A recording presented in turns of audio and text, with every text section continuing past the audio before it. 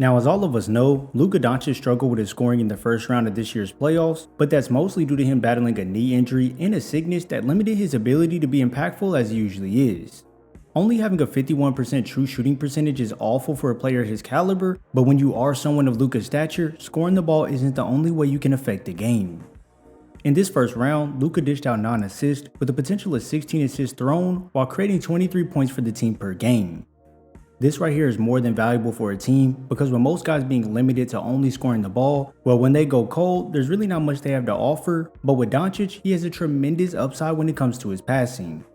With teams wanting to keep him from scoring and getting the ball out of his hands, they'll send these doubles at him aggressively, but now with your only big man being 25 feet away from the basket, when Doncic uses this slight jump into a dart pass to Gafford, it leaves your defense in trouble as no one can bother DG in close. When you only have one true big man out there who can protect the paint, you run into these problems constantly where your guard can end up on the big man rolling to the paint, and although this pass to Washington is a feasible option, with the pass done to Lively, he can catch deep in the paint with a size advantage. If he learns how to read the defense quicker, he could make a pass out to any of the corner guys for a 3 as well, but this time, he decides to take it himself. Lively inside, count it, and a foul. In today's NBA, we see more of these lineups with one traditional big, but when you go against a high-level player like Luka, this can be exploited constantly, as you don't want him to come off this screen getting downhill or into a shot, so your big is going to hedge hard into a double team to stop him, but just because you stop Luka from getting to the rim, doesn't mean you stop him from getting a pass to a teammate who has an even better look in close. If I'm Westbrook on this play, I'm going under the screen and recovering for a contest, because yeah, Luka might be able to get hot from deep, but that's the only option he'll have at that point. But when you go over the screen, you're now chasing him from behind, which can leave you vulnerable to foul, as Luka can get crafty with his start and stop nature. He also can continue to push downhill to possibly get a floater, and with all of this making the big man commit to him, they tend to forget about their guy on the backside, and here's where this floater blended into a lob comes into play. It's a pretty constant thing that happens, so you want to try and limit the times the roller can get behind you off these screens. And trust me, even the slightest amount of space you leave between you and the roller can be the perfect opening, and Luka will find his guys up high for another 2 points inside. Having guys who you can just lob it up to in traffic makes a huge difference in your offense, because just when you think it's too crowded and he'll be forced to look somewhere else, well, think again.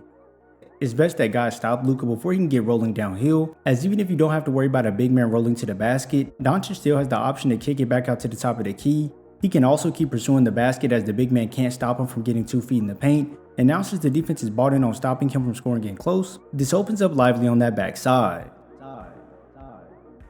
When bigs make the mistake of allowing a gap to be shot through off these screens, it makes the entire defense vulnerable, because with Luka being such an amazing scorer when attacking the basket, you don't want to allow him to get off any clean shots, but there's always something you must worry about, and he'll show you exactly what it is. 10 and 10, he gets it up high with a nice dunk. Since Luka can collapse the defense anytime he wants, it'll force him into many rotations, such as Paul George telling Powell to help over on the lob threat and Lively rolling to the basket. George himself now has to split the ground between 2 players on the perimeter, and what would be an easy recovery to the corner if Luka threw it there ends up being his downfall, because Luka instead turns his body all the way around to find PJ at the top of the key, making this a long closeout for George, so now PJ can attack right to the paint for the floater.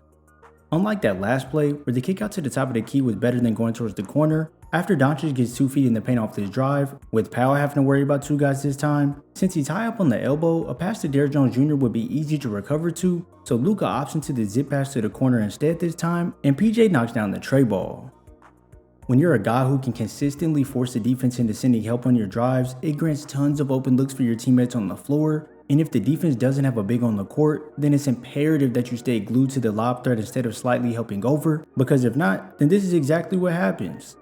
If you pay close attention, you'll notice that Doncic can collapse your defense through a chain of events, such as when he draws the double, your defense is already compromised with one guy being left open, so now when Luka makes this short roll pass, PJ can either stop and pop for a bucket, he can send it out to Maxey on the 3-point line since Powell is sunk in, or he could lob it over the top. I'm going to let you all decide which one you think is going to happen. No cheating, drop your comments below as to what you think. And 3, 2, 1, if you picked lob it up to Lively, then you would be wrong, as Washington used that short push shot for 2 points. Throughout the series, the Clippers tried to limit Luka's driving ability by loading up help defenders and funneling him into tight situations, but the thing is, you can't allow for guys to be left uncovered on the floor, because although you might take away his drive and the lob, what you didn't account for is the corner to the kickout, and this can just eat you alive.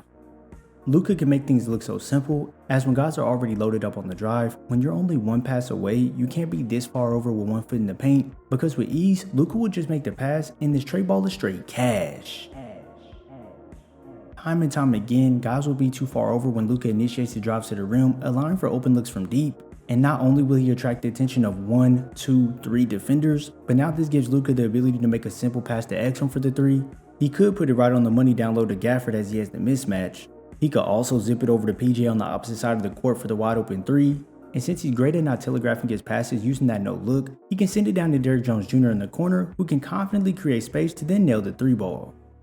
It's truly many ways you can dissect a defense with your passing, whether it be a lob to one of your big man, a kick out to a guy waiting to snipe from deep, or if you're getting out on the break pushing the pace. It's best that your defense is all in sync when you're dealing with a savant like Doncic, or else all night he'll pick you apart. Now just because his passing is fantastic and he did have a down series with his shooting percentages, Luka is still able to dismantle your defense with his scoring, as he won't continue to shoot the ball so poorly as he did in round 1. Like I stated earlier, if you allow that gap to be presented for Luka to split through off these screens, well, he'll shift your big man before pushing to the rim, and when you're trying to recover on Luka when he's driving the ball, you're in the worst position possible and can give up these easy and ones in close. Doncic goes into the rim, layup is good, and a foul. Lively. To make it tougher for him to convert inside, defenses will throw more physical defenders at him to slow him down, but with Luka having a bigger frame, he can absorb the contact without being bothered and still grab himself a bucket. It can all out get tricky when Luka is going downhill, but let's say you are successful at cutting off his paint entry, then here's where you can get crafty and spin back away from the defense, and this mid-range fade is just a thing of beauty. When you pair that craftiness with the frame of his that we just mentioned, it helps Luka never stray away from contact, and instead he'll initiate it first at times to create space, and once he has a clear look at his target, he hits it with pinpoint accuracy.